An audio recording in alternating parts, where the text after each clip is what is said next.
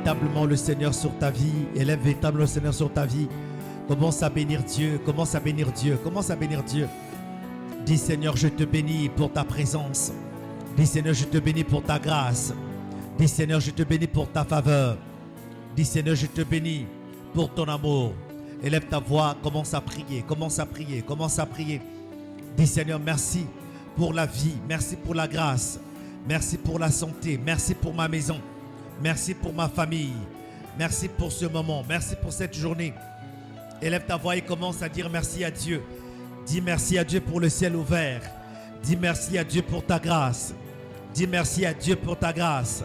Dis merci à Dieu pour sa grâce. Dis merci à Dieu pour sa faveur. Dis merci à Dieu pour le ciel ouvert. Dis merci à Dieu. Dis merci à Dieu.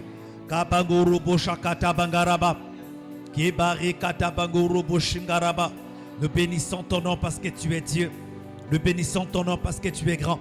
Nous bénissons ton nom parce que tu es là. Nous apprécions ta présence. Nous apprécions ta présence. Nous apprécions ta présence. Nous apprécions ta présence. Nous apprécions ta grâce. Nous apprécions ta parole. Nous apprécions ton esprit. Dans le nom de Jésus. Encore ce soir, reçois notre gratitude. Reçois notre reconnaissance. Parce que tu es Dieu. Nous te bénissons. Nous te rendons toutes les gloires. Nous te rendons les actions de grâce. Parce que tu es fidèle. Parce que tu es Dieu. Alléluia.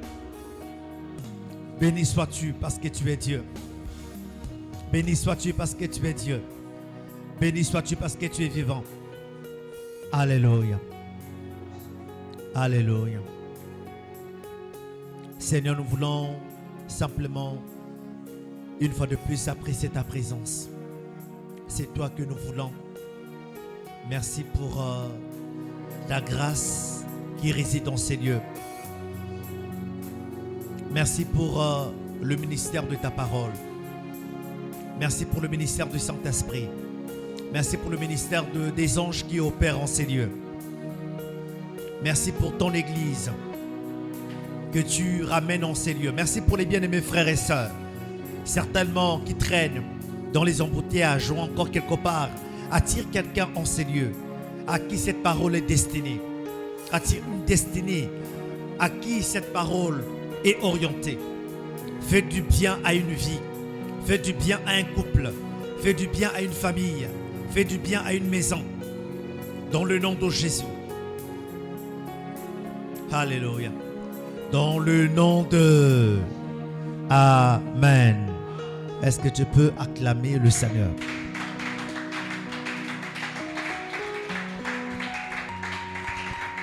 Alors, pour nous qui sommes là, à temps, on va commencer pour ne pas vraiment finir en retard parce qu'on va être dans le timing de notre réunion.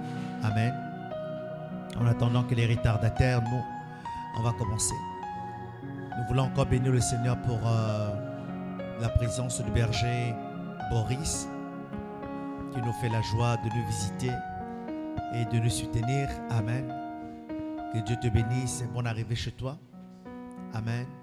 Nous voulons donner encore l'opportunité au pasteur Jonathan de nous faire du bien. Au nom du Seigneur Jésus, d'être ce messager que le Seigneur envoie dans une maison, dans une famille pour apporter son conseil. Amen. Et nous soumettons cette réunion sous la couverture du Saint-Esprit et sur... la grâce de Dieu. Amen. Amen. Alors sans plus tarder, j'aimerais l'inviter à prendre donc la parole. Et pendant qu'il avance, nous acclamons le Seigneur pour que...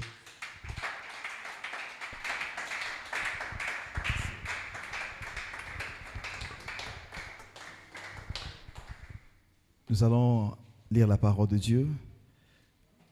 Notre texte de base, Josué 24.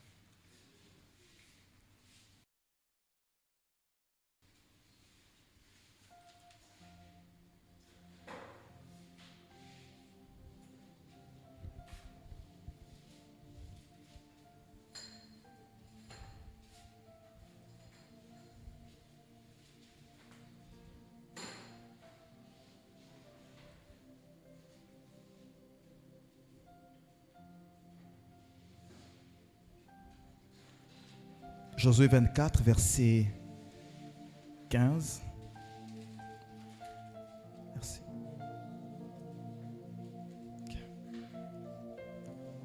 Je lis la parole du Seigneur. Et si vous ne trouvez pas bon de servir l'Éternel, choisissez aujourd'hui qui vous voulez servir, ou les dieux que servaient vos pères au-delà du fleuve, ou les dieux des Amoréens dans le pays desquels vous habitez. Moi et ma maison, nous servirons l'Éternel. Nous allons lire aussi Genèse, chapitre 15.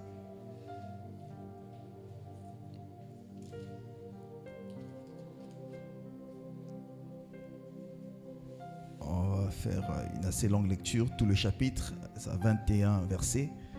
Genèse 15, je vais lire tout le chapitre une bonne fois.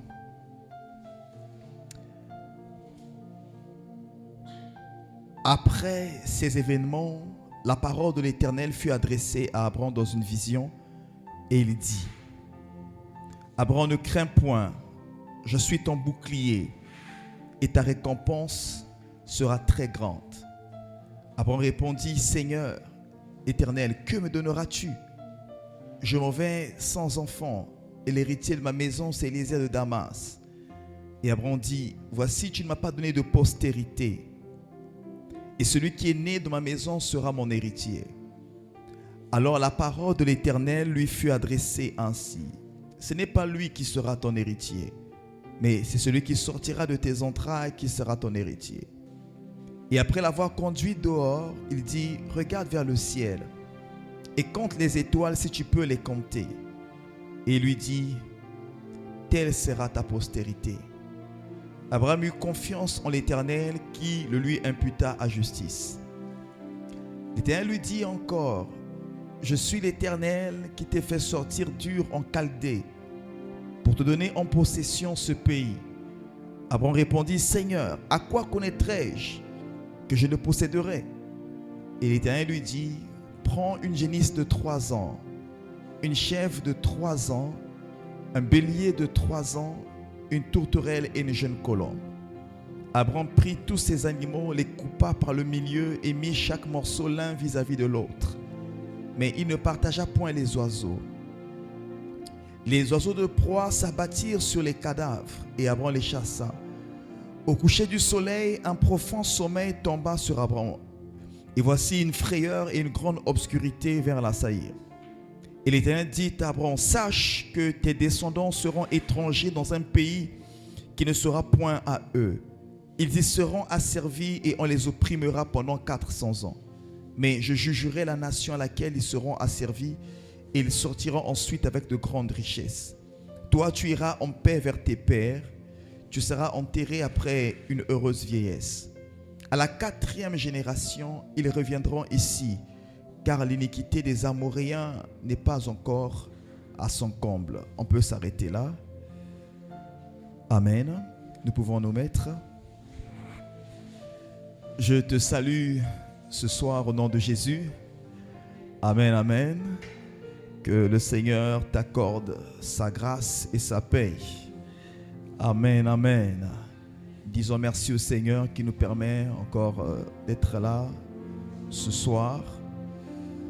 Normalement,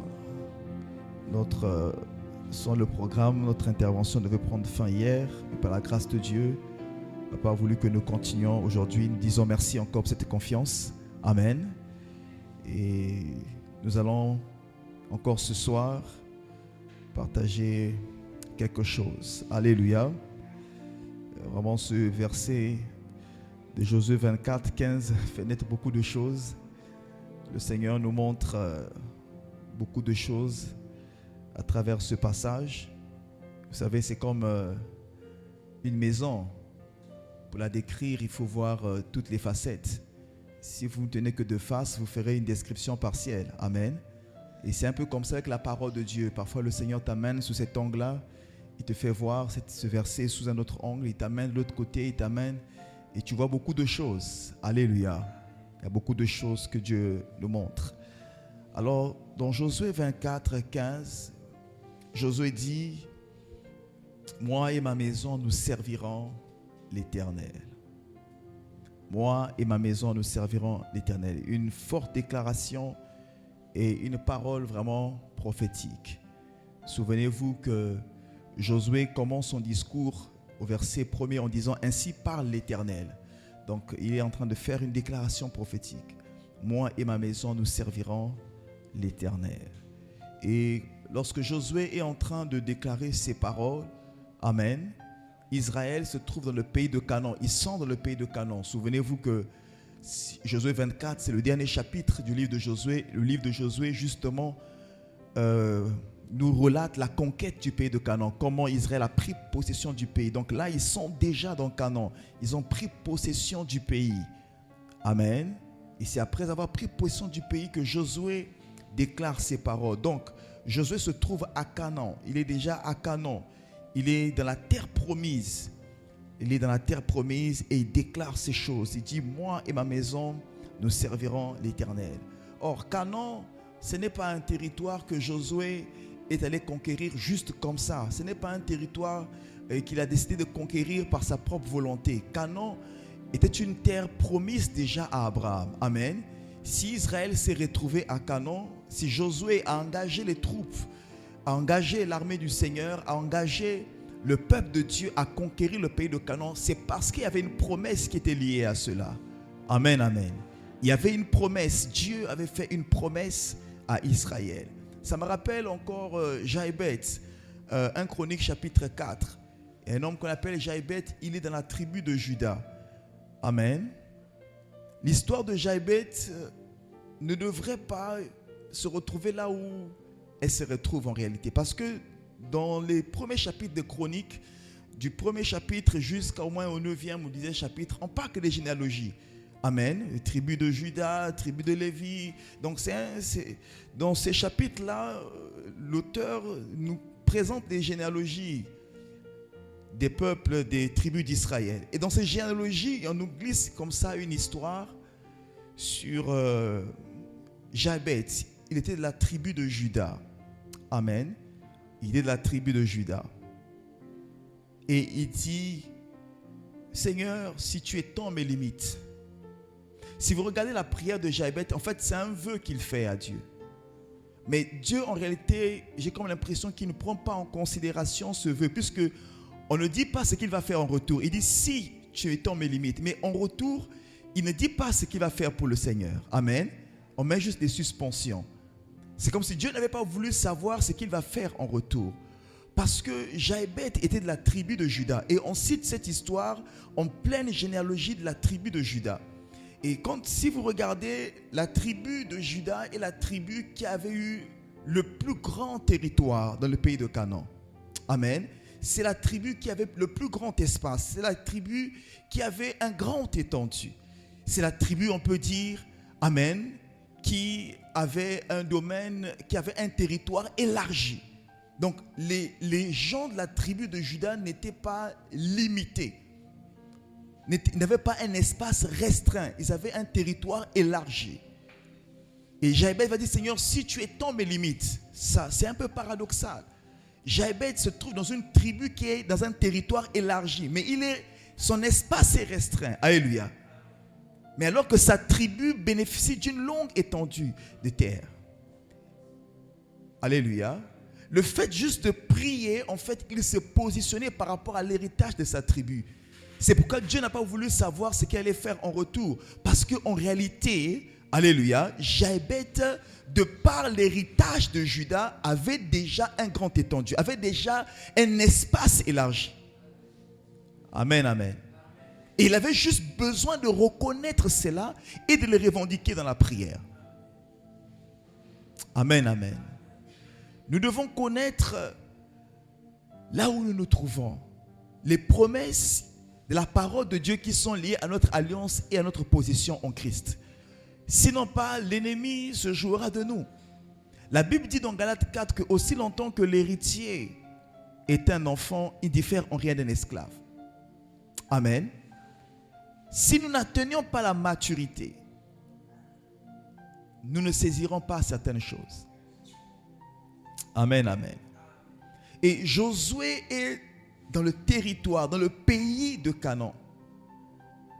Ce n'est pas, comme j'ai dit tout à l'heure, un pays que Josué avait décidé de par sa propre volonté de conquérir. Non. C'était une terre promise à ses pères, notamment à Abraham, Isaac et Jacob. Et il se retrouve là. Amen. Moi et ma maison, nous servirons l'Éternel. Mais dans quel contexte? Josué est à Canaan. Ils ont vu l'accomplissement des promesses faites à Abraham. Mais qu'est-ce que Dieu avait dit à Abraham? C'est ce que nous venons de lire tout à l'heure. Je vais aller un peu vite. Amen. Nous venons lire dans Genèse 15. Dieu avait justement dit à Abraham tout ce que Josué a fait. Il avait dit, ton peuple se retrouvera étranger. Ton peuple se retrouvera esclave dans un pays étranger. Et c'était l'Égypte. Ils y feront 400 ans. Et au temps marqué, je délivrerai ton peuple et je le ramènerai ici. Donc Josué a accompli ce que Dieu avait dit à Abraham. En conduisant le peuple à Canaan, il accomplissait cette promesse. Alléluia. Or, qu'est-ce qu'Israël devait faire à Canaan? Pourquoi Dieu avait voulu qu'Abraham se retrouve à Canaan? Quelles étaient les promesses liées avec la terre de Canaan? Parce que quand Josué dit que moi et ma maison nous servirons l'Éternel, c'est dans le contexte de ces promesses-là. Alléluia. Qu'est-ce que Dieu avait dit à Abraham? Genèse 15. Dieu dit, verset 14, « Je jugerai la nation à laquelle ils seront asservis, et ils sortiront ensuite avec de grandes richesses. Toi, tu iras en paix vers tes pères. Tu seras enterré après une heureuse vieillesse. À la 4e génération, ils reviendront ici. Ils reviendront ici, car l'iniquité des Amoréens n'est pas encore à son comble. » Je continue. Quand le soleil fut couché, il y eut une obscurité profonde. Et voici, ce fut une fournaise fumante. Et des flammes passèrent entre les animaux partagés. En ce jour-là, l'Éternel fit alliance avec Abraham et dit, je donne ce pays à ta postérité, depuis le fleuve d'Égypte jusqu'au grand fleuve, au fleuve d'Euphrate. Amen. On va lire encore dans Genèse 17 pour avoir la suite de cette histoire. Lorsque Abraham fut âgé de 99 ans, oui, je lis bien, 99 ans, l'Éternel apparut à Abraham et lui dit, je suis le Dieu Tout-Puissant. Marche devant ma face et sois intègre. Alléluia. Marchons devant la face du Seigneur. J'établirai mon alliance entre moi et toi et je te multiplierai à l'infini. Écoutez bien. Amen. Abraham tomba sur sa face et Dieu lui dit, et Dieu lui parla en disant, voici mon alliance que je fais avec toi. Tu deviendras père d'une multitude de nations. Alléluia. Écoutez bien. Tu deviendras père d'une multitude de nations. Pas seulement père de la nation d'Israël. Lisez bien, mes amis. Alléluia. Il y a des promesses qui traînent là, qui tardent là dans la Bible, que nous n'arrivons pas à saisir. C'est comme disait le président Pascal Issouba. Il y a des poissons qui naissent dans le fleuve, qui vieillissent et qui meurent dans le fleuve, sans qu'on puisse les pêcher. Alléluia. Que cela ne soit pas notre cas. Il dit bien, tu deviendras père d'une multitude de nations. Amen. On ne t'appellera plus Abraham, mais ton nom sera Abraham. Abraham veut dire père élevé. Ça, c'est la promotion de la croissance personnelle, le développement personnel, l'élévation personnelle. Dieu dit, je ne veux pas ce modèle-là. Alléluia. Mais on t'appellera père d'une multitude. Là, ça implique les enfants. Je ne monte pas seul, mais je monte avec les autres. Alléluia. Amen. On t'appellera plus Abraham, mais ton nom sera Abraham. Car je te rends père d'une multitude de nations. Vous voyez? Alléluia. Mais est-ce que tu as déjà lu ce verset-là? Tu es trop pressé, tu passes. Alléluia. Et tu ne saisis pas ce qui est à l'intérieur. Ah, Saint-Esprit. Lisons bien. On dirait qu'on n'a pas bien lu. Amen. Il dit ceci. Je te rendrai fécond. Non, je reviens au verset 5. On t'appellera plus Abraham, qui signifie père élevé, mais ton nom sera Abraham. Car je te rends père d'une multitude de nations. Père d'une multitude de nations, pas seulement d'individus, mais d'une multitude de nations. Alléluia. J'établirai mon alliance entre moi et toi et tes descendants après toi, selon leur génération. Écoutez bien, ce sera une alliance perpétuelle. Ça veut dire quoi perpétuelle? Ce qui, pour toujours, éternel, disons d'autres termes. Amen. En vertu de laquelle je serai ton Dieu et celui de ta postérité après toi. Écoutez maintenant, verset 8. Je te donnerai et à tes descendants après toi le pays que tu habites comme étranger, tout le pays de Canaan en possession perpétuelle, et je serai leur Dieu. Tu vois? Amen. Moi et ma maison, nous servirons l'Éternel. Josué l'a dit dans le contexte de l'accomplissement de cette promesse. Il savait quels étaient les enjeux, la position qu'Israël avait maintenant en ce temps-là. On va continuer, on va comprendre quelque chose. Amen. Verset 15.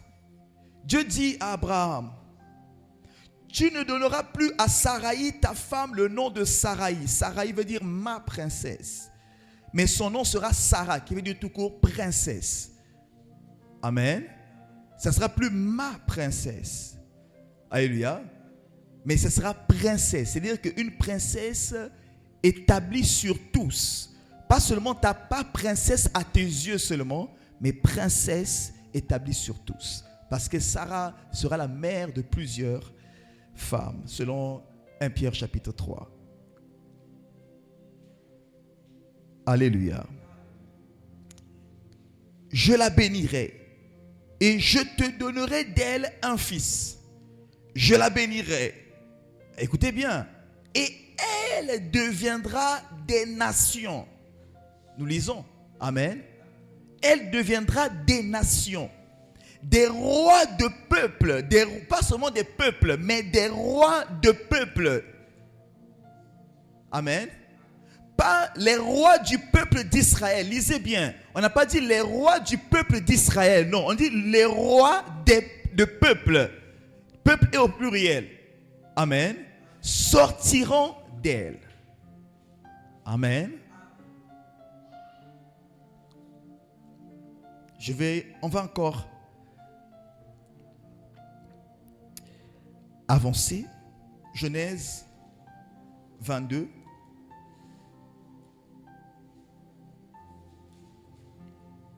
Pour voir toutes ces promesses. Et écoutez. Genèse 22.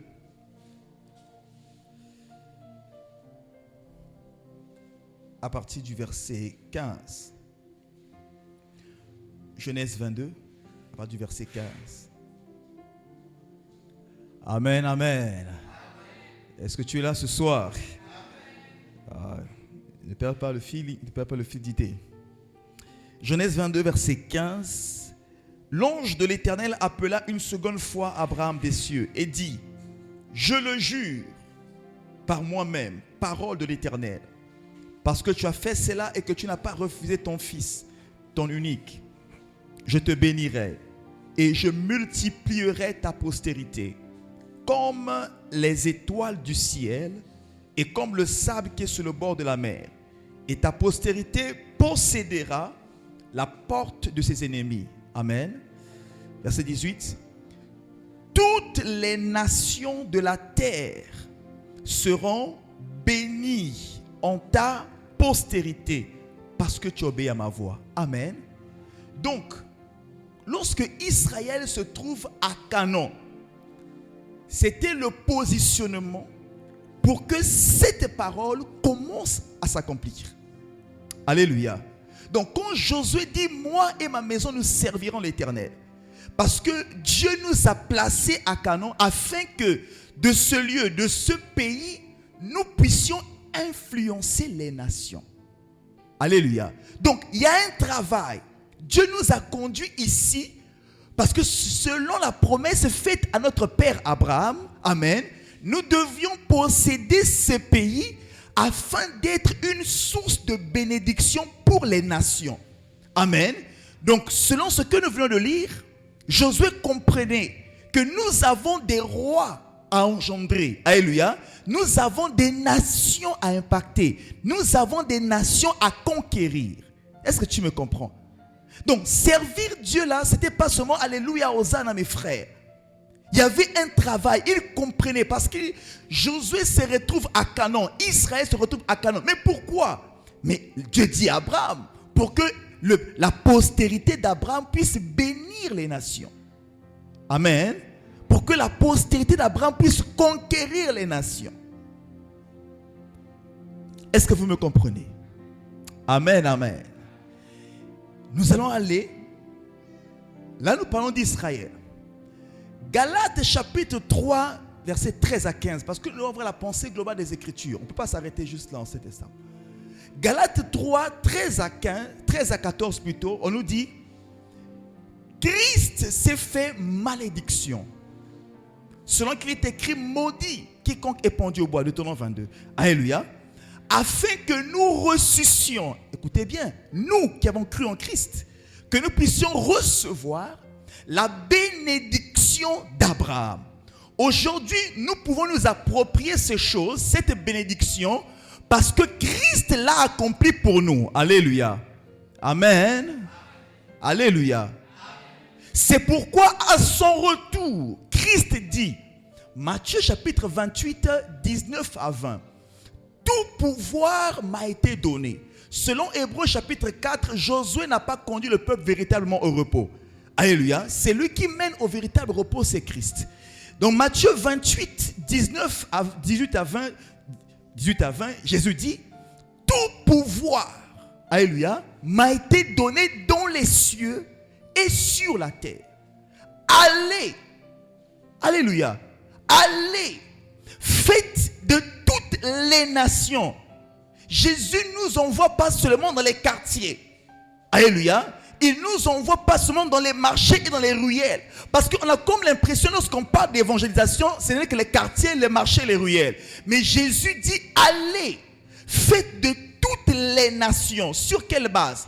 Parce que Christ est la postérité d'Abraham. Par lui, les nations recevront véritablement la bénédiction de Dieu. Et alléluia. La bénédiction, c'est quoi? Ce n'est pas l'argent. Laisse-moi te le dire. La bénédiction, ce n'est pas une maison. Quoique la maison peut être un effet, peut être l'effet de la bénédiction, mais la bénédiction, ce n'est pas la maison. Amen. L'argent peut être un effet de la bénédiction, mais la bénédiction, ce n'est pas l'argent. La bénédiction, c'est la faveur de Dieu. C'est la faveur de Dieu qui fait prospérer. C'est la faveur de Dieu. Alléluia. Or, qu'est-ce qui ôte la faveur de Dieu? C'est le péché. Alléluia. Amen, amen. Qu'est-ce qui ôte la faveur? C'est le péché. Romains 3, 23. Tous ont péché et sont privés de la gloire de Dieu. Et Christ est venu régler la question du péché afin qu'il redevienne, afin que Dieu soit favorable au peuple. Lorsque le souverain sacrificateur entrait dans le lieu très saint, tabernacle, la Bible dit qu'il entrait avec du sang. Il ne pouvait pas entrer dans le lieu très saint sans apporter du sang. Alléluia. Et lorsqu'il entrait avec du sang, la Bible dit qu'il prenait le sang. Il devait verser sur l'arche de l'alliance, notamment sur le couvercle de l'arche de l'alliance qu'on appelait le propitiatoire. propitiatoire vient du mot propice qui veut dire favorable. Alléluia. Donc, c'était le lieu où Dieu devait être favorable au peuple. Mais pour qu'il devienne favorable, il fallait que le sang soit versé dessus. Et quand le sacrificateur versait le sang dessus, le Seigneur redevenait favorable au peuple. Alléluia. Or, le véritable sang qui a rendu Dieu favorable, c'est le sang de Jésus. Alléluia. Christ a versé son sang pour que la bénédiction, la faveur véritable promise à Abraham s'accomplisse. Et cette faveur ne peut pas s'arrêter juste là entre ces quatre murs. Le dessein de Dieu est que cette faveur atteigne les nations. Alléluia. C'est pourquoi Jésus a dit, allez, envahissez les systèmes des nations. Amen, amen. Faites des nations, mes disciples. Parce que j'accomplis la promesse qui a été faite à Abraham. Amen, amen. Quand Dieu nous dit, servez-moi, frères et sœurs, il y a un grand travail. Alléluia. Il y a un grand travail. Ce qui se passe ici, Dieu est en train de nous préparer. Ce que vous êtes en train de faire dans cette église, Dieu est en train de vous préparer. Il y a une grande mission, un grand travail. Dieu veut nous introduire dans les systèmes des nations. Nous devons influencer les nations. La Bible dit que les apôtres ont rempli Jérusalem de leur enseignement. Peut-on dire c'est de Pointe-Noire? Que Pointe-Noire est remplie de l'enseignement apostolique. Alléluia. Amen, amen. Donc, ce que je vais montrer, lorsque Josué dit, moi et ma maison, nous servirons l'Éternel, il comprend que là, dans le pays de Canaan, nous sommes arrivés au lieu, à l'endroit où la promesse d'Abraham doit s'accomplir, à savoir être une bénédiction pour les nations. Il y a un travail. Nous devons servir, travailler de manière à être une bénédiction pour les nations. Et pour ça, je dois engager ma famille. Alléluia. Alléluia. Et Jésus nous envoie. Et le Seigneur nous dit, préparez des gens de race royale. Daniel chapitre 1. Pas royal de la royauté du monde, mais royal de la royauté du royaume. Alléluia. Préparez. Dieu va susciter des Daniel. L'apôtre Paul dit dans 1 Timothée 2. Amen. Il dit, avant toute chose, Timothée, faites des prières. Écoute ce qu'il dit. Il fait des prières, c'est-à-dire, il dit, priez pour tous les hommes. Après, il dit, priez pour les rois. Priez pour les gens qui sont élevés en dignité. Amen. Justement, dans le verset 3, vous verrez qu'il s'agit de prier pour leur salut. Il dit, afin que nous menions une vie tranquille et paisible. La conversion d'une autorité peut bouleverser les choses. Alléluia. C'est ce que Paul dit ici. Si ces autorités se convertissent, il y aura une influence sur la société. Amen, amen. Dieu a dit à Paul, je t'ai appelé, je t'ai choisi, afin que tu ailles que tu rendes témoignage auprès des rois. Amen, amen. Préparons-nous. Et un autre passage, c'est merveilleux. Ésaïe chapitre 2. Regardez ça. Ésaïe chapitre 2. Ésaïe chapitre 2.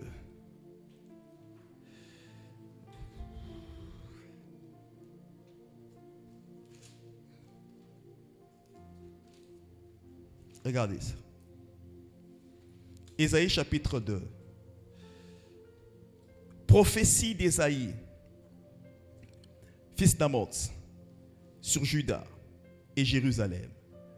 Amen, amen.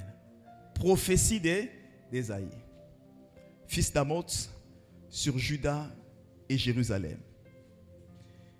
Il arrivera dans la suite des temps que la montagne de la maison de l'Éternel sera fondée sur le sommet des montagnes, qu'elle s'élèvera par-dessus les collines et que toutes les nations y afflueront.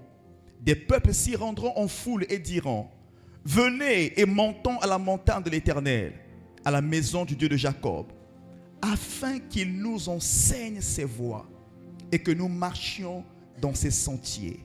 Car de Sion sortira la loi et de Jérusalem la parole de l'Éternel. Verset 4. Il sera le juge des nations, l'arbitre d'un grand nombre de peuples.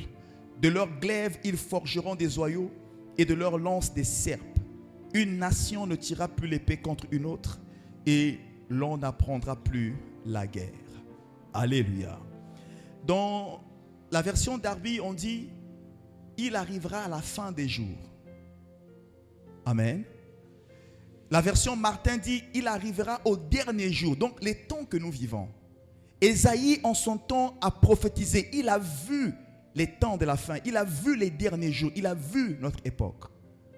Il dit: dans les derniers jours, je vois la maison. Comme il n'avait pas encore la révélation de l'église, il appelle ça la maison. La maison, il appelle ça la montagne de la maison de l'Éternel. Or, c'est l'église. Galates 6 dit que l'église est l'Israël de Dieu.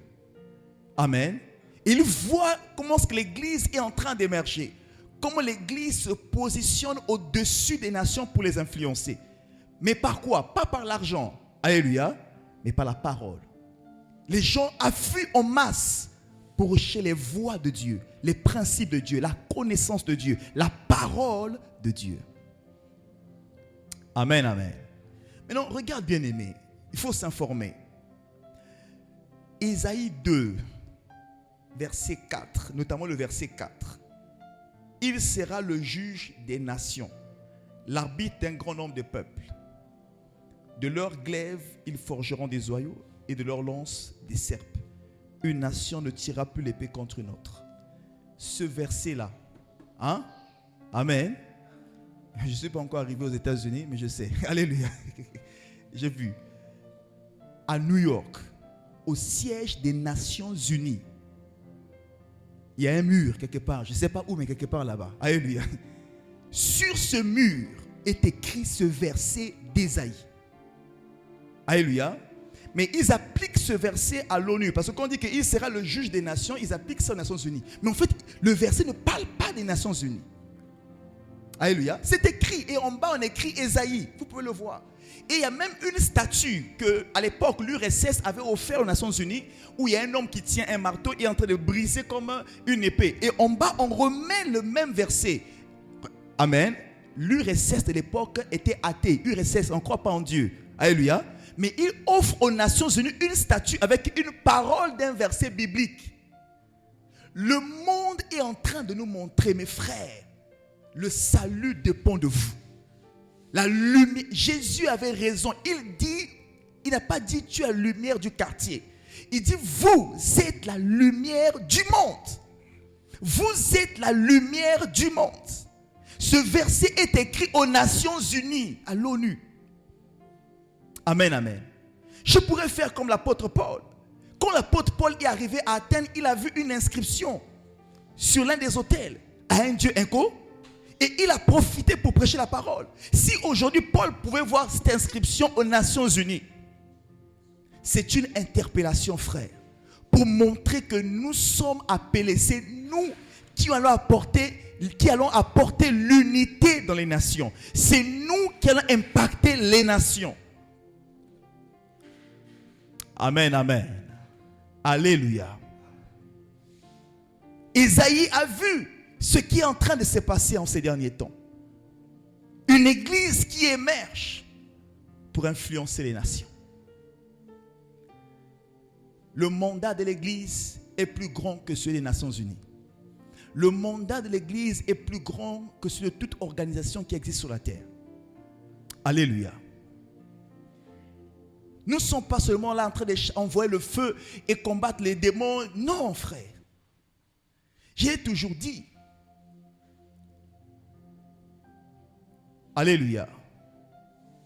Dieu ne nous a pas envoyé combattre les démons, je vous en prie. Lisez votre Bible.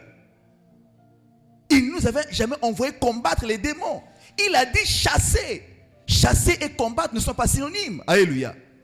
Je vous ai donné le pouvoir à chasser. Lorsque les forces, amen, de l'ordre font le déguerpissement, ils ne vont pas combattre. Ils vont chasser. Ils usent du pouvoir.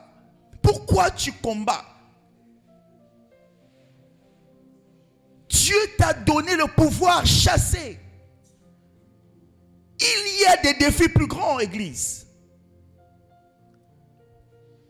Alléluia.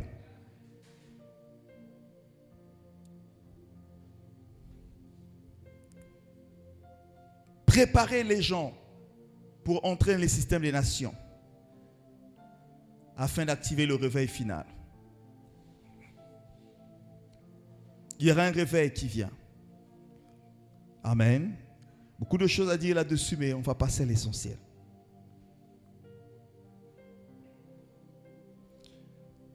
Et on arrive aux actes des apôtres. L'histoire de la Bible, elle est une. Elle n'est pas séparée. Amen. De la Genèse à l'Apocalypse, c'est la même histoire. Et pour continuer cette promesse, pour que les nations reçoivent la bénédiction promise à Abraham, Dieu va choisir un homme, l'apôtre Paul. Les actes des apôtres, déjà même en parlant d'actes des apôtres, nous avions demandé, je ne sais pas si c'était ici, qui a écrit le livre des actes des apôtres? C'est Luc. Il a écrit à qui? Théophile. Qui était Théophile? C'est ça on croit que les actes des apôtres, c'est un livre qui a été écrit pour l'église pentecôtiste, là où les gens parlent en langue. Ah, frère. Amen. Mais actes des apôtres a été écrit à qui? À Théophile. La même personne à qui Luc a écrit l'évangile selon Luc. Théophile était une personne élevée en dignité en ce temps-là. Il avait une haute responsabilité. Donc, Luc envoyé à Théophile, amen, comment Dieu veut pénétrer les nations. Alléluia. Théophile, regarde ce que Christ veut faire à travers toi, à travers ta position. Alléluia. Les actes des apôtres ont été écrits. Luc a écrit toutes ces choses, non pas pour envoyer dans une église d'abord, non pas pour envoyer chez un prophète d'abord, mais pour envoyer chez un chrétien, Théophile, un homme élevé en dignité. Alléluia. On doit réfléchir à ces choses. Amen. Et les actes des apôtres commencent, les dernières recommandations du Seigneur, le rassemblement des disciples dans la chambre haute, la Pentecôte. Acte 2, on parle de l'église de Jérusalem. Acte 3, acte 4, on nous parle de Pierre. Acte 5, 6, 7, Étienne, tout se monte. Acte 8, on parle de Philippe, de Pierre. Acte 9, on introduit Paul. À l'époque, appelé Saul de Tarse. Amen.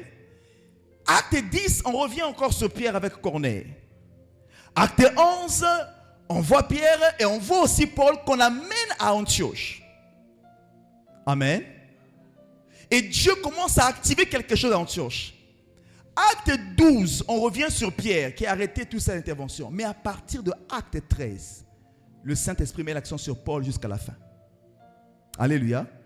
Dieu a bougé de l'église de Jérusalem et il est venu se positionner à Antioche. Et lorsque Paul faisait ses voyages missionnaires, il ne revenait pas à Jérusalem, il revenait à Antioche. La base de Paul, c'était Antioche. Amen. Et le 4e voyage missionnaire de Paul a consisté à aller à Rome. Il n'est plus jamais revenu. Amen. À chaque fois que Paul partait, il revenait à Antioche. À chaque fois qu'il partait, il revenait à Antioche. Mais la dernière fois qu'il est parti, il n'est plus revenu. Mais il est allé s'établir à Rome. Parce que Dieu avait dit à Paul, notamment dans Acte 23, je vais vous retrouver le verset, je l'ai écrit. Je vais juste citer, je ne vais pas lire le verset. Acte 23, 11. Dieu dit à Paul, de même que tu as rendu témoignage de moi à Jérusalem, il faut que tu arrives aussi à Rome. Amen. Donc l'intention de Dieu, le cœur de Dieu était que Paul arrive à Rome. Est-ce que tu me comprends? Or, c'est Rome, en ce temps, c'était quoi? C'est quoi Rome en ce temps-là? Rome était comme New York, Washington aujourd'hui. C'était le centre du monde. Alléluia. C'était la grande ville du monde. Parce que Rome, les Romains, l'Empire romain dominait le monde en ce temps-là. Alléluia. Et Dieu a envoyé Paul à Rome. C'était stratégique.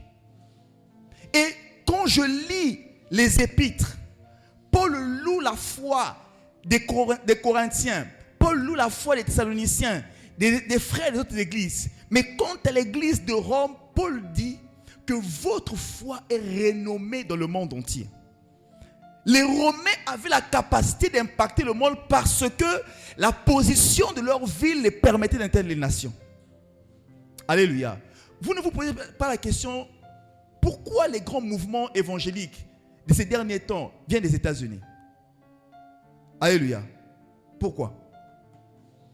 Hein? Alléluia. Dieu n'est pas bête. Et il envoie Paul à Rome. Maintenant, Rome, c'est la position de domination des nations, simplement. Position de domination. Il faut que l'évangile arrive là. Il faut que Dieu veut envoyer ses serviteurs là. Dieu veut envoyer des hommes et des femmes là. Dans une position de domination et d'influence des nations. Il y a une promesse, je l'ai écrite quelque part ici, dans Deutéronome. Ah, cet esprit de Dieu aide-nous. Il y a une promesse. Dans Deutéronome 6, 11, Moïse dit, vous allez habiter des maisons que vous n'avez pas construites. Amen. Vous habiterez des maisons que vous n'avez pas construites. Je prie que quelqu'un puisse saisir ces choses. Alléluia. Je prie que quelqu'un puisse capter ces choses. Amen, amen. Vous habiterez des demeures que vous n'avez pas construites. Moïse ne parlait pas seulement des maisons comme ça en tant que telles. Amen. Mais Moïse, de manière prophétique, le Saint-Esprit voulait dire, le Saint-Esprit parlait également des institutions des nations. Amen, amen.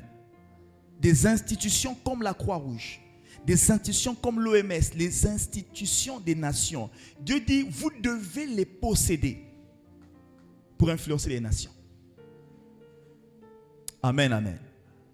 Rome, c'est la position d'influence. Rome, c'est la position de domination.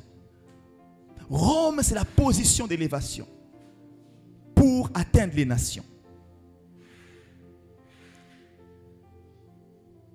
Dieu voulait que Paul arrive à Rome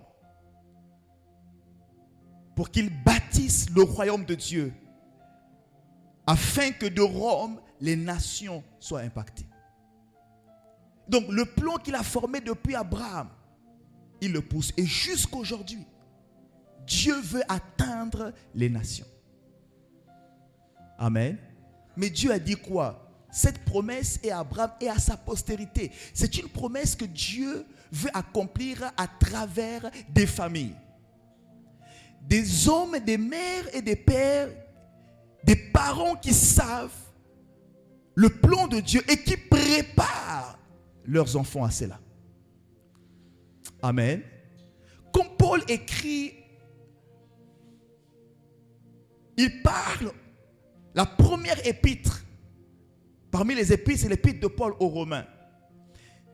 C'est là où Paul, amen, tellement de choses, alléluia, développe principalement la doctrine du salut par la grâce et la justification par la foi. Et il s'appuie, l'un des piliers sur qui il s'appuie pour développer cette doctrine, c'est Abraham. Amen. On n'a pas le temps d'insister là-dessus. Mais Dieu veut nous montrer, mes amis. Amen.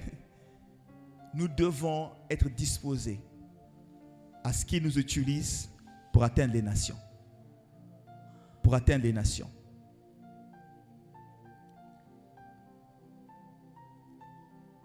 L'épître de Paul aux Romains montre le désir de Dieu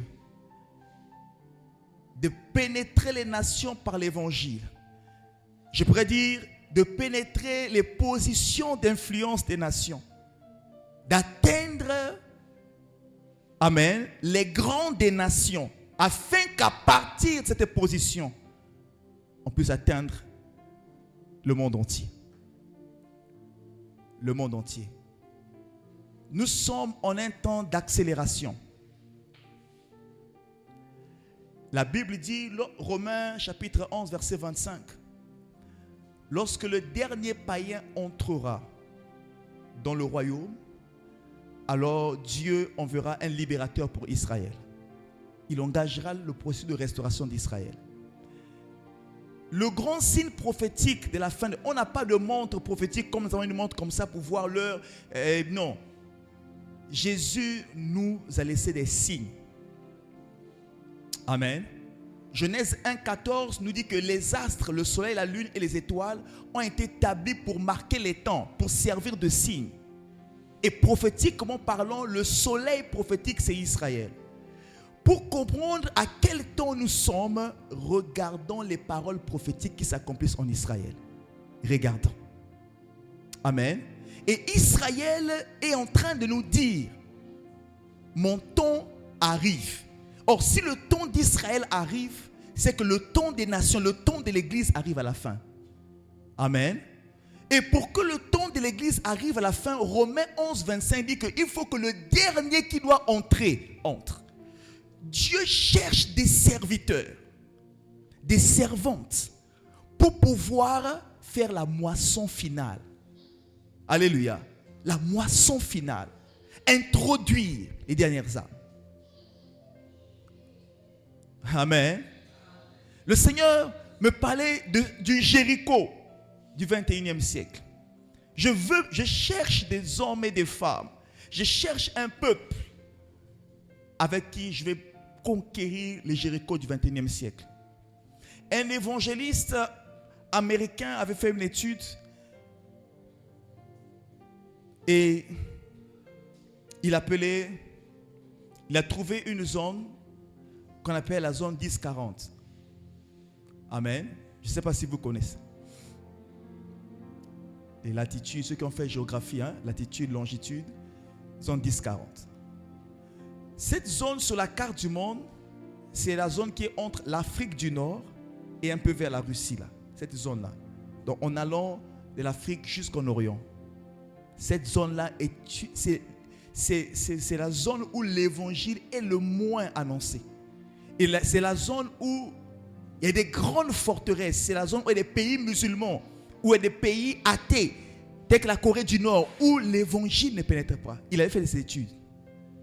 Et c'est le Jéricho du 21e siècle.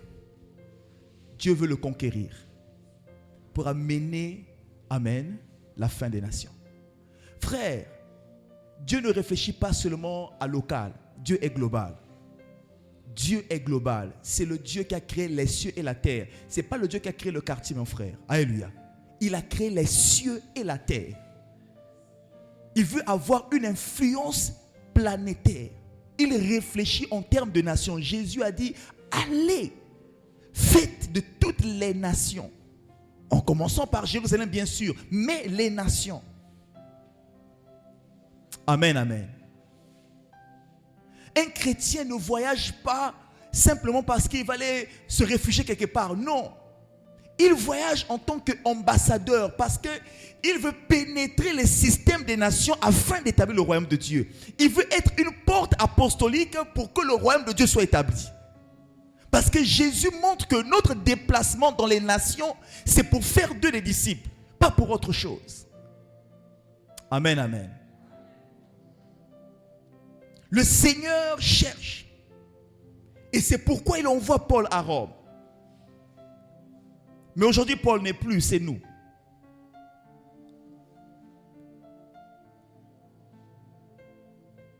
Dieu veut infiltrer les nations, veut atteindre les nations. Amen, amen. Et quand vous lisez la fin de l'épître de Paul aux Romains, se termine au chapitre 16, à qui Paul est en train de s'adresser? Paul s'adresse dans le chapitre 16, verset 1er, on parle d'une certaine Phébé, servante de Dieu. Il continue. Après ça, il parle de Prisca et Aquilas, ou Priscille, sur notre version. Priscille ou Prisca et Aquilas. Il dit, ce sont mes compagnons d'œuvre en Jésus-Christ. Et il parle qu'on salue la maison, l'église qui est dans leur maison. Amen. Alléluia. Il y avait une église dans la maison d'Aquilas et Priscille. Donc les enfants d'Aquilas et Priscille étaient engagés dans l'œuvre du Seigneur. À qui Paul s'adresse? À Andronicus et Junias. Il dit que ce sont mes parents. Amen. Paul s'adresse à qui? Il s'adresse aux gens de la maison d'Aristobule. Les gens de la maison d'Aristobule. Paul s'adresse à qui encore? Il s'adresse à Hérodion. Il dit que c'est mon parent. Il s'adresse aussi à la famille de Narcisse qui est dans le Seigneur. Il s'adresse à qui? À Rufus et à sa mère. Tout ce que je dis, c'est dans Romains 16. Il s'adresse à qui? À Néré et à sa sœur. Vous voyez que Paul montre que le mandat d'atteindre Rome, d'attaquer les nations, concerne les familles. Alléluia. Dieu dit, préparez des hommes et des femmes. Préparez vos enfants. Et bien aimés, l'œuvre de Dieu, ce n'est pas seulement pour maintenant. L'œuvre de Dieu, c'est aussi pour 40 ans, 50 ans plus tard. Nous devons lever la tête et voir le futur. Amen, amen. Et nous préparer à cela. Amen, amen. Préparons nos enfants, préparons nos maisons à servir le Seigneur. Tous nous n'entendrons peut-être pas ces choses, mais nous devons nous préparer. Vous savez, Siméon avait reçu la promesse qu'il ne mourrait pas sans voir le Messie. Mais Anne, la prophétesse, pas Anne la mère de Samuel, mais Anne, la prophétesse, n'avait reçu aucune promesse. Mais le Saint-Esprit l'avait conduit à s'engager dans la prière et le jeûne. C'était une manière pour l'Esprit de Dieu de la préparer à voir le Messie. Alléluia. Il y a certaines personnes, Dieu est en train de vous conduire. Tu ne connais pas tout ce que Dieu t'a dit. Tu ne connais pas tout ce que Dieu va faire avec tes enfants. Tu ne connais pas tout ce que Dieu va faire avec ta famille. Mais Dieu veut que comme Anne, nous les conduisons dans les exercices spirituels. Nous les amenons à la piété. Nous les amenons à s'attacher à Dieu. Pourquoi Dieu avait choisi Joseph et non pas les autres? Joseph était exercé dans la doctrine de son père. Alléluia. Exercer la doctrine de son père. Attachons-nous. L'œuvre est grande. Au-delà de ce que nous pouvons voir, l'œuvre est grande. Mais le Seigneur cherche des hommes et des femmes dès maintenant. Amen. Cherche des hommes et des femmes maintenant. Veut que nous puissions préparer nos familles, nos enfants. Que nous puissions considérer qu'il est en train de regarder. Avant le Deutéronome, il y a le livre de Nombre. Le livre de Nombre, c'est le recensement, c'est la sélection. Pour ceux qui vont les conquérir, Dieu est en train de faire Il cherche qui il prendra pour l'introduire à Canaan, pour prendre possession du pays. Amen, amen. Alléluia. Soyons de ceux-là. Soyons de ceux que Dieu regardera pour choisir cette œuvre finale. L'œuvre est très, très grande. Considérons ces choses. Amen, amen. Considérons ces choses. Le mandat est grand. Nous avons à pénétrer les systèmes des nations. Ils cherchent des serviteurs. Ils cherchent des servantes. Amen. Nous allons nous incliner dans la prière. Nous allons nous incliner dans la prière. Je vais faire une prière seulement ce soir et je vais quitter ce lieu. Je reviens sur ce que j'ai lu tout à l'heure au sujet de Sarah. Le Seigneur veut préparer des Samuel. C'est le temps pour lui d'introduire des Samuel. C'est le temps pour lui d'introduire des Jean-Baptiste, des préparateurs. C'est le temps pour lui d'introduire des Daniel. Alors je vais prier.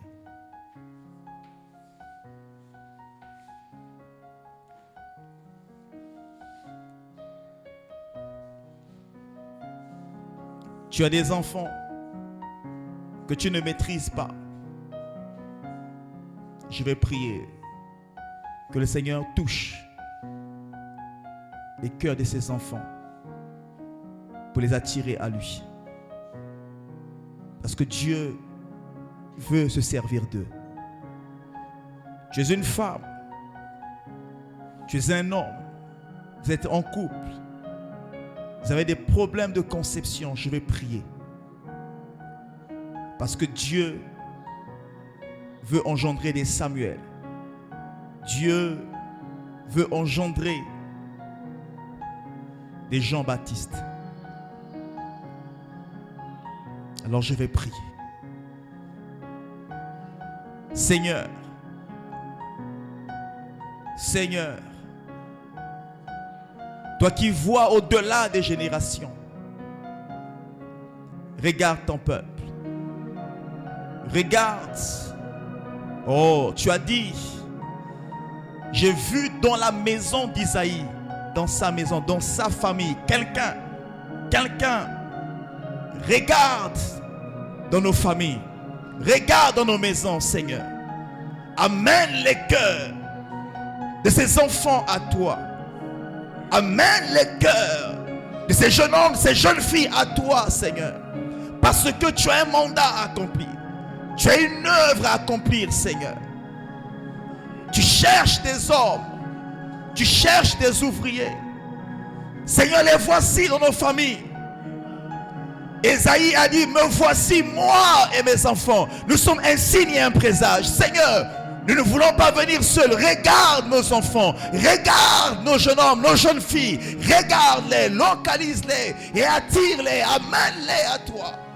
Que le Saint-Esprit qui a déjà été répandu convainque de péché, convainque de justice et de jugement, afin que les cœurs soient tournés vers toi au nom de Jésus.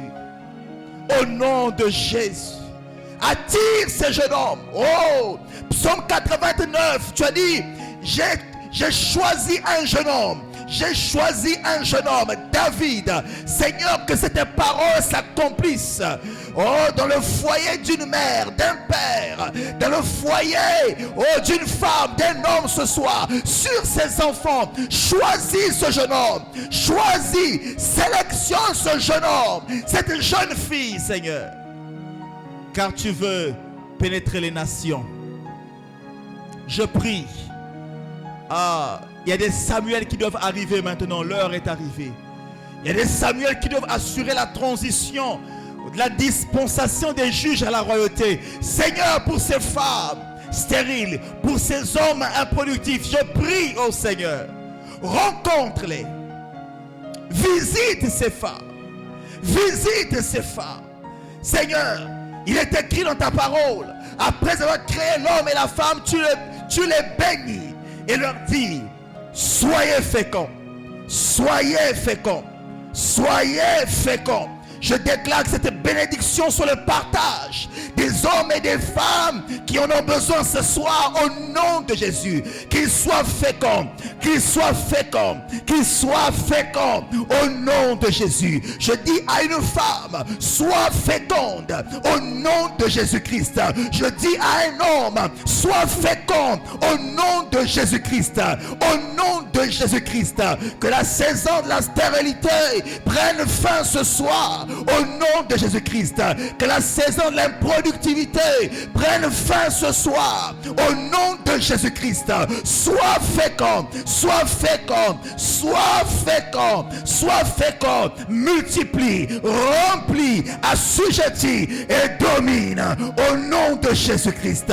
Que ces bénédictions soient notre partage ce soir. Au nom de Jésus-Christ. Merci. Merci Seigneur.